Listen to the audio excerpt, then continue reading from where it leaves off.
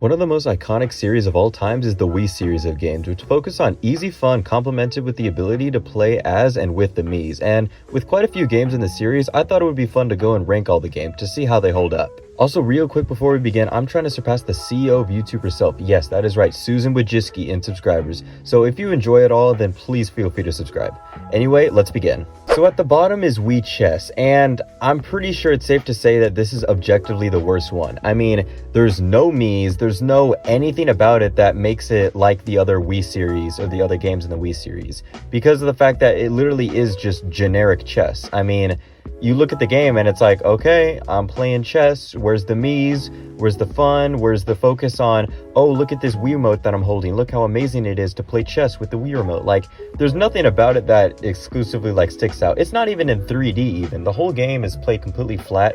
And overall, it's just generic chess, which, I mean, how did this end up with the Wii label? I'm not too sure, but yeah, this is definitely the worst one by far. And next is Wii Sports Club, and I'm pretty sure it's safe to say as well that this is the most pointless game of the Wii Sports series, or just the Wii series in general. Because, I mean, come on, what was the point in this game? It came out on the Wii U. There is nothing about this game that is pretty much original, because all the games are just ripped from Wii Sports on the Wii, which again, why? That game was like, what, 6 years old at that point? And I mean, it doesn't really do anything. I mean, okay, sure, they kind of use the gamepad, like where you point your Wii remote at it to play golf, but who cares? Like, that is arguably like one of the worst uses of the gamepad. Well, okay, that's a bold statement to say, but you know, the gamepad, compared to at least other Wii U games, this was not a great functionality for that, because to a degree, and this kind of goes with a lot of Wii U games that tried to make advantage of the gamepad and then it failed horribly, it doesn't really make a good, like, what's the point? You know what I mean? Like, take the game that came before it with Wii Sports. I mean, there was a point, like, it was simple and easy. All you do is just flick your wrist and move the Wii remote, and then you swing the tennis racket or you swing the baseball bat. But here you have to use, you know, this overcomplicated Wii gamepad, you know, just to quote unquote immerse your experience by looking at the golf ball when you play. And it's just completely ridiculous and not really serving a point. But overall, I mean, that's just the gameplay. Among other things, like I said before, it doesn't really add anything, and with the game, it just looks flat out ugly. I mean, just look at the graphics. They're all completely washed out, and it looks just really ugly, especially compared to the charm of the Wii game, which was, you know, fairly highly saturated. I mean, yeah, it was a tech demo and one of the first games made on the Wii, so it looks very basic, but I mean, it has a certain charm to it. Both Wii Sports Club, what was the point of this game? I mean, that's just the main argument. Like, what was really the point of this? I mean, yeah, they added clubs and you can play Wii Sports Online, yay, but again, who really cares? Especially with other games that were a lot better, like especially regarding sports games that you could play online that were a lot more fun, a lot more immersive, and just had better things to do and didn't look like it was completely thrown in a washing machine. And next we have the one that feels least like a game. So Wii Music is a very interesting thing. Now, I think it's a very, well, I wouldn't say it's a game, but I'll get to that later on. I think it's a really cool way to enjoy music, if that makes any sense. I mean, it shows you all these different types of instruments, and you get to hear what they sound like, and you can try playing them, even though throughout the whole game, all you're doing is just moving your wrists up and down, which, I mean, that's pretty much the summary for most of the Wii series games, let's be honest. But overall, I mean, it shows you different types of instruments. So it shows you, like, you know, all the types of drums and horns and all that kind of thing. It's a great way to introduce people to the world of music. But at the same time, it's not really a game. I mean, all you're doing is really just, you know, playing different songs and that kind of thing. And speaking of which, that's the thing that really bogs down Wii Music for me. I mean, think about it. Nintendo, they have a huge catalog of tons of music. And to see that all they did was just use, like, royalty-free, like, folk music, like, where's the Nintendo stuff? Where's the Mario themes? Where's the whatever Smash Bros themes? Where's like the actual Nintendo charm? Because all the music is just like Ode to Joy and Twinkle Twinkle Little Star, and yeah, those are fine, but to have those be the only games in the collection, like, really, they really couldn't add any Nintendo ones. And it's just mainly because of that, and the fact that it's not really a game, but more so like a way to enjoy music. It's not really something that you play. I mean, yes, there are like rhythm-based games, but compared to other games that were out at the time, like Rock Band or Guitar Hero, I mean, it just doesn't really hold up. And I mean, I can kind of see what it was trying to go for, but at the same time, it kind of somewhat fails on all points, except for the fact that you get to see all these instruments. That's really the only redeeming factor about Wii Music.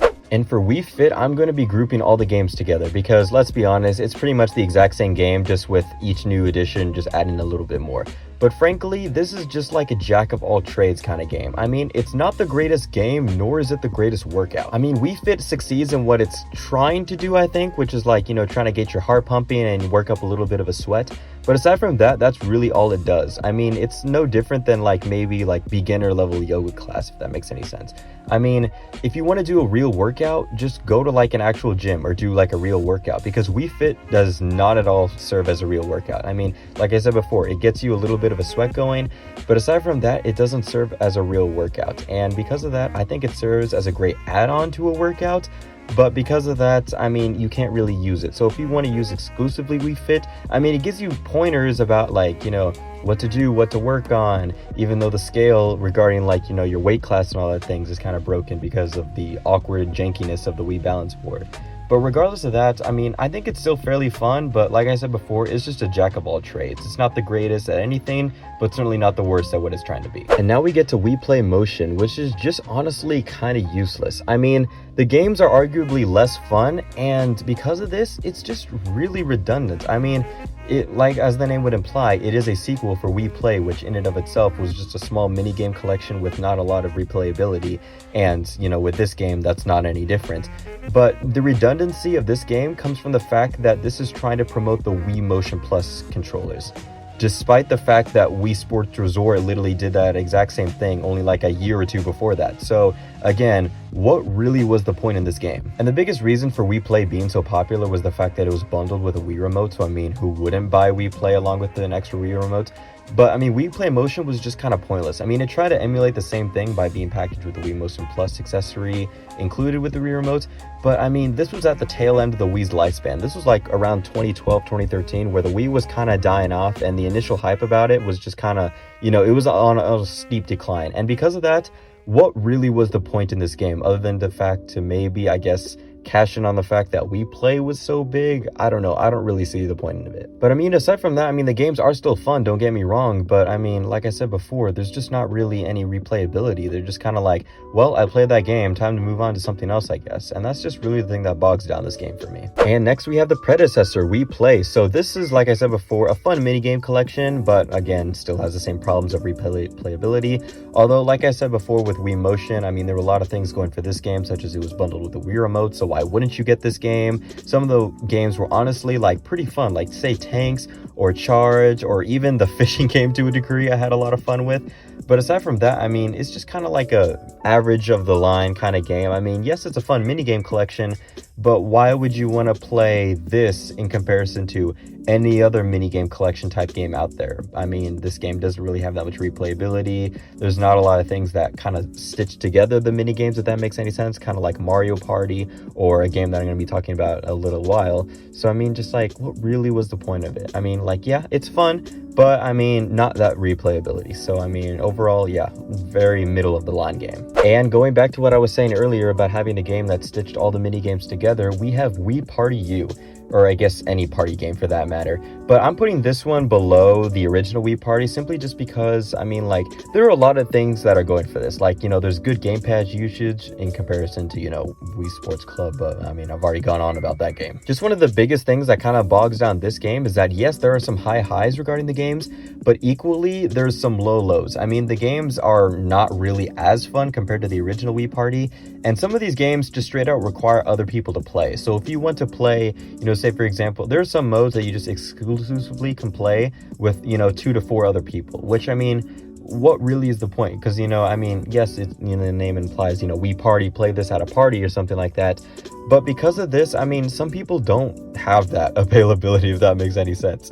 So, I mean, if you want to play this game solo, I mean, there's not really, I mean, yes, there's options to do so, but there's not like a whole lot of options, if that makes any sense. I mean, like I said before, it's a very fun game, don't get me wrong, but comparison to its predecessor, this game just does not hold up as well. And plus, it was on the Wii U. Again, who really bought a Wii U? I mean, I did, but we don't really talk about that. And now we move on to the predecessor, that being Wii Party. So this game, like I said before, it's got great game modes. There's a lot of single player things to do, and there's just a lot of things going for it. Like the fact that Mario Party games on the Wii were absolute trash. So why would you want to play? Okay, I want to emphasize that Mario Party 8 was good. Mario Party 8 was good, but Mario Party 9, Yeah, we don't really talk about that one. But I mean, in the meantime, instead of playing Mario Party 9, you can play Wii Party. This is a very good game. I mean, there's a lot of things to do. There's a lot of single player content to do. The games are overall, in my opinion, a lot more fun. I mean, I don't know. And again, it still has that charm of the Wii. So, I mean, I guess I might be a little bit biased, more so than Wii Party U. But again, this is just a great game modes, great mini games. I honestly prefer these mini games over the over Mario Wii Party U's mini games. So overall, I think this game is pretty valid, and that's why I think it deserves, top 3, which is, very high praise. But like I said before, I mean, there's a lot of reasons that this game is, pretty great, not gonna lie. And serving as the runner-up is the original Wii Sports. And I mean, come on, it's Wii Sports. This is an absolute classic. I mean, it's a great game. It was a pack-in title, so literally, pretty much everybody under the sun had this game and, had great memories with it. But aside from all the nostalgia stuff out of the way, this is genuinely a really fun game. I mean, obviously, the sports are fun. They were new, unlike Wii Sports Club. They were fresh into the world essentially. But with these sports, there was a lot of replayability. I mean, there were literally bosses at the end of every single sport, for example, math and boxing, and there was actively a goal that you were trying to achieve. So if you played the sports over and over again, you would increase your ranking, and then, eventually you could fight the boss. I mean, you wouldn't get anything for it. I mean, if you didn't look it up, you would have no idea who the bosses even are in certain sports. But regardless, though, the fact that they have them in the game just adds a lot more replayability to the game and just adds on to it just even more. And of course, the multiplayer, this kind of goes without saying for every single one of these games. Well, aside from, I guess, maybe Wii Fit, I guess.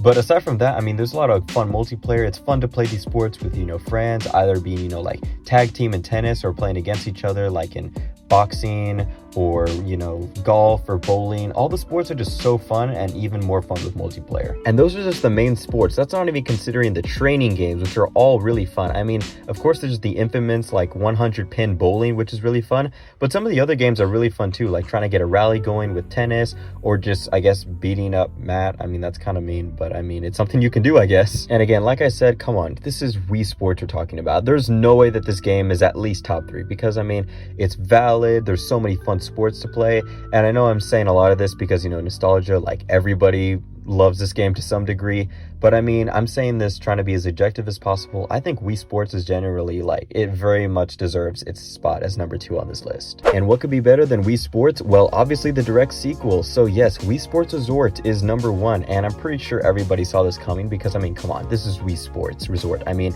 it expands on Wii Sports by adding even more things to do, and not just a couple of things to do, or Wii Sports Club did, where all they did is add clubs. No, they added so many different games. They added archery. You can fly around a plane. You can, boat a canoe. You can do waveboarding. There's so many different sports to do.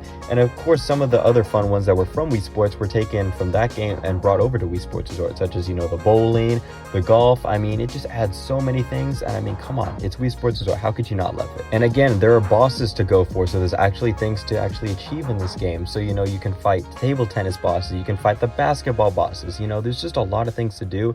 And with the setting being in Woohoo Island, so I mean, not to say that the Wii Sports setting was bad, but I mean, with the fact that everything is happening on this island and it has this whole tropical Mario Sunshine kind of feel to all the games, it just makes, just the atmosphere and the setting just that much more impressive. And going back to the actual control functionality, this game actually has a point, unlike Wii Play Motion, because this game was the game that was supposed to be promoting the Wii Motion Plus, accessory to the Wii remotes, unlike Wii Play Motion.